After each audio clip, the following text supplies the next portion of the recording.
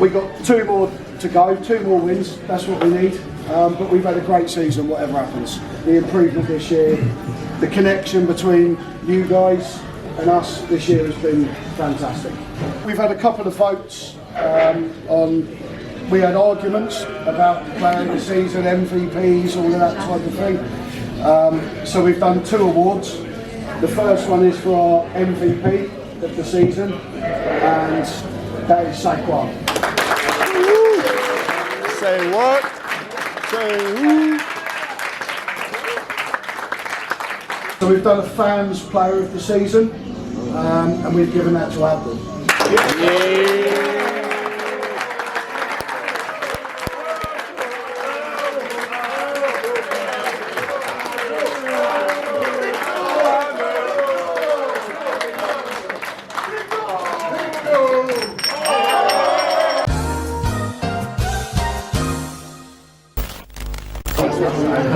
You really fumbled this, man.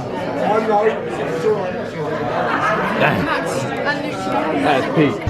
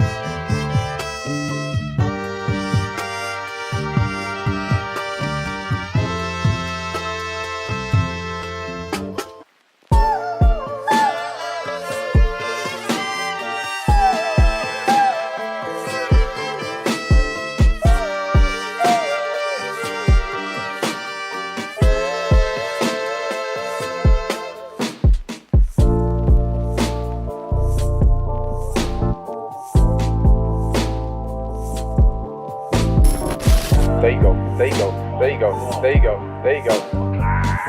Uh-oh, block, block, block, block. Hold that back. I think he was pressing buttons, so it's fair. Get his ass. Get his ass. You almost had something going there first, but then I pressed that button. And that was the button, that was the right button to press. Okay, this is a really quick one. I'm running behind because Sunday morning games suck. It's just, they're so early, and yeah, it just speeds the whole routine up. So, chasing myself at the moment. Yeah, it's the real thing now. I felt like last week was a bit of a throwaway game. Felt a bit more like a sparring session than anything, you know, like both teams was in there just trying to test each other. And obviously, it's no mystery that we're the underdogs. I think that's really, really obvious. I don't even get mad when, like, you know, broadcasters are kind of just like writing this one off. They think this one's done, or it's going to be a sweep or whatever. Like, I don't take it personally. Like, I think on paper, like, that's kind of obvious. But something I've always believed is it's not the best team that wins, it's the best team on the day that wins. Big challenge today. Got to slow down Matt Morgan, watching a little bit extra film on him. I think I've got as much of a game plan that I can make. Just watching some film, it's not that he can't use his left hand. I just don't think, given the choice, I don't think that's where he wants to go. He does a lot of finishes with his right, even on the left side of the basket. Coincidence or not, you know, in a 22-minute highlight tape, I didn't see too many left-hand layups, and especially this season. So I think that's something I want to try and do, is try and force him left a little bit and try and get him a bit more into his mid-range game, just so his shots aren't easy. It's difficult because he's definitely quicker than me. That's where I think I have to use my length. It's going to be fun. I'll try tapping with you guys after the game. Go Scorchers, let's get one, man.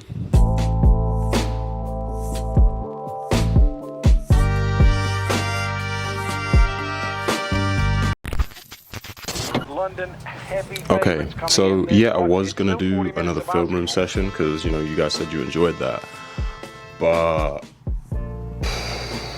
yeah, that game wasn't great. Definitely not for me personally, man, and I'll get onto more of that in a second. But yeah, we just didn't play too great. I was watching the first and second quarter, I just think from the get-go, we just weren't on the same page. We just at times looked like we'd never played together before. So yeah, just not a load of great examples to pull from. But really what this comes down to is I wasn't happy with my performance. You know, it's important in any way in basketball to be able to bounce back and go to the next one, and we play Friday. So I gave myself a deadline of Tuesday today, because that's when we would, as a team, watch the film and talk about the game. That's when we would next meet. You know, after today, I'm wiping the slate clean and I'm going on to the next one. So I can't really do that if I'm editing clips from that game. So yeah, sorry about that. I don't know the reason mainly for Sunday's performance. I think probably like on my end, part of it was perhaps preparation as far as Sunday. Like I mentioned before, like Sunday games I don't really like because of how early they are. Just Sunday, everything just feels even more rushed. So I think I just felt rushed going into the game. Yeah, if I'm honest, like it's always been my Achilles heel. Always like I'm my own worst enemy, man.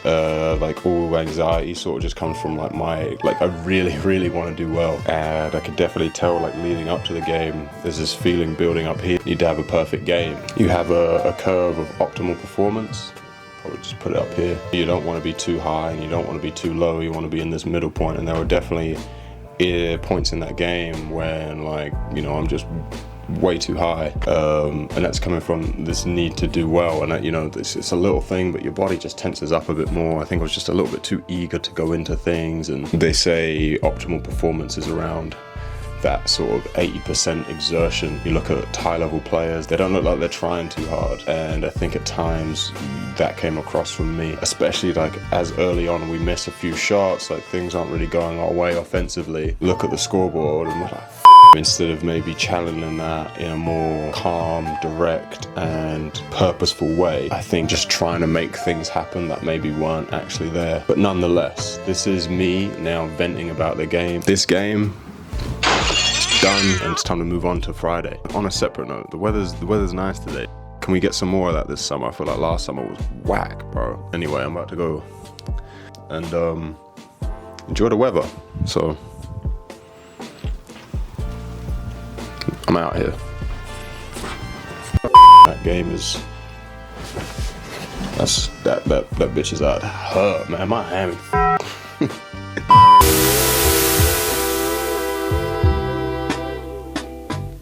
Okay, current state of play after, before every game, the practice before game day, we shoot half-court shots, everyone gets 3 shots each. If you don't hit the rim, you're out, but it's a £5 stake. And if no one makes it, £5 rolls over. So right now, it's 15 in the bank. Someone with some money.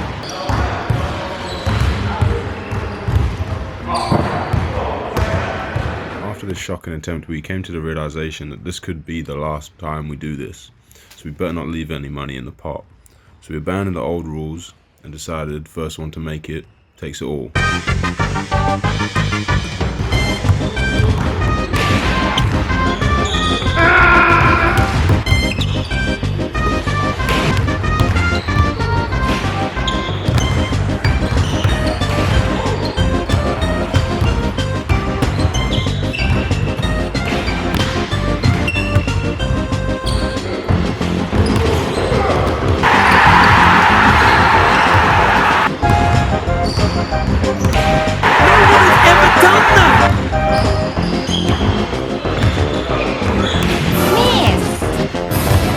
That just leaves me and Elliot. Things were looking really bleak for a long time. A lot of horrible attempts, a lot of heaves.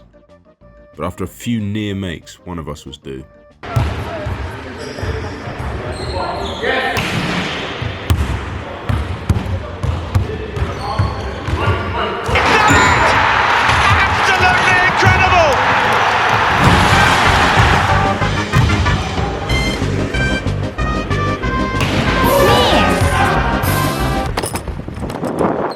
A nice little 30 quid. It's a nice little bit of beer money there, man. 30 quid. Yeah. Woo! Suck yourself. Yes. Oh. I'm so happy right now. And shout out to Jenny for making that victory even sweeter. 12. Nice. And a cookie. Thank you, Jenny. The whole process. saint. I'm gonna miss these. I always had something to do every day. Every day. Didn't have time to play very much. No. I myself was in the house most of the time.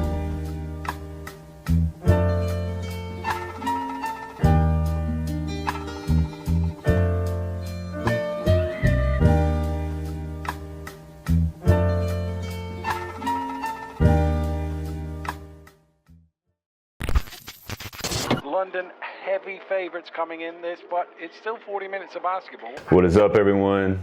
In the film room with Quin Cooper. Just finished my 7th year as a pro. I am a shooting guard, wing. It's kind of gray area in today's basketball, but definitely on the perimeter. Probably, can I pick a couple entrees? So I'm definitely going with like either honey glazed or like teriyaki salmon over a bed of rice. And I think I might just kind of keep it in that same area. I might just do like some hibachi chicken. I mean, the style I do like steak, I like hamburger, but you know, never been the biggest red meat guy. So being a shooter, I love to shoot the ball. Never any bad shots, of course. I like to let my presence be known from the outside, but I also understand what that can do, the gravity being a good shooter can do for the offense and my other 4 teammates on the court. So I'm gonna start with this clip. It's actually, yep, this first possession right here. Lloyd drew up a play that we like to run with almost me as a decoy, but if they guard it a certain way, I could be the main option, but it's worked so many times this year. Start in the corner, get this stagger action away. That's the biggest decoy. And then me running the baseline on that exit screen, because my defender, if you see here, he's not even paying attention to the ball screen up top because he's so worried about me coming out on the baseline and getting that shot. So that opens Saquon up for an easy roll to the lane. Drew makes a great read. Saquon makes a great roll and a great finish. Understanding that you might not always get the shot, but it opens it up for the rest of your teammates and how you can still be effective even when you aren't, you know, getting the ball or getting that shot. Like, that was probably the easiest 2 points we had that whole game. Yeah, I think it's this possession right here. Kind of a broken possession. I think we were just in spread. Just from the get-go, just my movement the whole time. Now I'm playing off of Drew. I fill up. I don't really have anything, but I'm still moving when he is on the dribble. I know that teams know that I like to catch and shoot. That's my main thing. So I know that they're going to close out hard, especially now at this point in the season. So we'll go back to this clip from the start. But like I said, first of all, the movement. You know, as a shooter, you never want to stay still. That's the worst thing you can do. So I'm sliding with Drew. I fill back up. If I shoot that ball, Mo Solowade probably blocks it, tips it. So I know he's going to jump at it. So I have to make the adjustment, and that's something that I work on constantly, because I know that defenders are going to respect that jumper and they're going to fly out pretty recklessly. And yeah, at that point, I think I'd missed my first 3 or 4, so that felt good to finally make one. You know, the ones before all felt good, but that's part of being a shooter, as anybody knows. You're not going to make every one. Even the ones that feel good aren't always going to go in. So you just got to be ready to take that next one when you're open. Yeah, this game, you know, the start, it was a little rough. Both ends of the court, it almost gave the same kind of vibe that we had on Sunday at their place when we lost, but luckily we rebounded, especially in that second quarter. So this possession here, I see Sam break out. I see the ball screen coming. I kind of go over the top, but I jump a little bit more in off the ball screen to try and stop the drive. And my thinking on that was, I mean, obviously Sam's a great player, played in the NBA, played at the highest level. So, but I know his strength, and knowing your opponent, the biggest thing is to know what they like to do the most. And even if it's somebody that is of that caliber of a Sam Decker, you want to make them do what they're probably least comfortable with. And for me, just kind of knowing this kind of report, is probably shooting a step back 3 off the dribble. So in that instance there, I probably could have, for sure, gotten a little bit better of a challenge on the shot. And my thought process on this right here was wanting to stop the drive first, especially off the screen. You know, if it's a one-on-one situation, I'm probably a little bit closer, but I see the screen coming from Gabe. I see Sam, he looks like he's trying to turn the corner, but then he stops, pull back, I'm okay there. As he goes to shoot, I can definitely get a little bit closer, but you know, that's one of the, in my mind, that's one of those ones you have to live with. You know, just knowing especially what that particular player wants to do. If that's someone who's a more traditional shooter, like somebody, knockdown shooter like, you know, myself, I would have definitely been up closer to force him to drive. But the roles were reversed on that because Sam's a little bit more effective. He's effective everywhere, but he's a little bit more effective as a driver. Once Josh gets the ball, I'm reading him. So, you know, if he cuts off a Saquon, he doesn't have it, he comes back and gets it. Now, as there, I see how Jordan Taylor's guarding me, so that's an easy backdoor cut read. Now I'm playing off of Josh's drive. Initially here, as he starts to go baseline, I start pushing corner, but then as he starts coming back up to the middle, I find that window for him because he did a great job of getting Sam Decker off balance, which forced the help. He had the step on Sam, forced the help, which was my man. For just a minute, even though they know I'm a shooter, it's just a minute because they can't let Josh just get an easy layup. My man steps in to help for just a split second, and I have to be shot ready, which is something we all work on. And then on Josh's kick out, which was a perfect pass right into my shooter's pocket, I was shot ready and able to shoot. It's being able to understand what your teammates are doing when they have the ball and not getting in their way, not crowding their space, but also whenever they do drive, you have to provide that outlet for them. So if with where Cam was at, if I had stayed too deep in the corner, Josh wouldn't have had an outlet pass. So I had to make sure I shaped up to get to a spot that he could find me. For those who don't know what a Spanish screen is, we call it Spain. I'm the guard underneath now because I went backdoor off of the four-man's dribble at. And now I'm setting the Spain screen, which is a back screen on the five-man's ball screen. So it really creates confusion for the whole defense because they don't know. They have to really communicate on what they're going to do. What is the big going to do? Is he going to stay up top? Is he going to try and stay with the big? Because I'm screening him. Does he stay with me? Does he try to get through?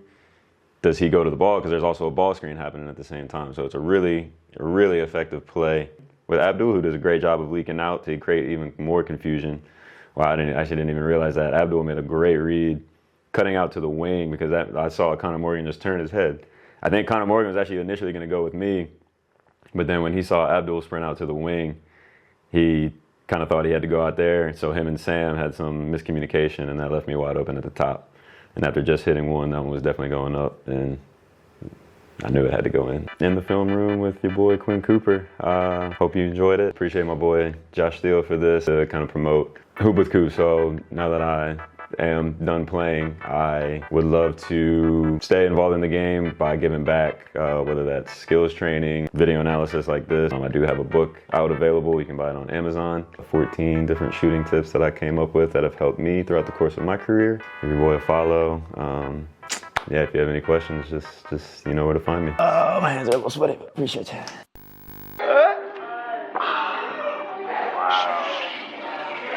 Just crouch. I could have just played the yellow. Yeah. I would have had to really. I had a yellow. I had plenty of yellows. But you didn't. Because you suck.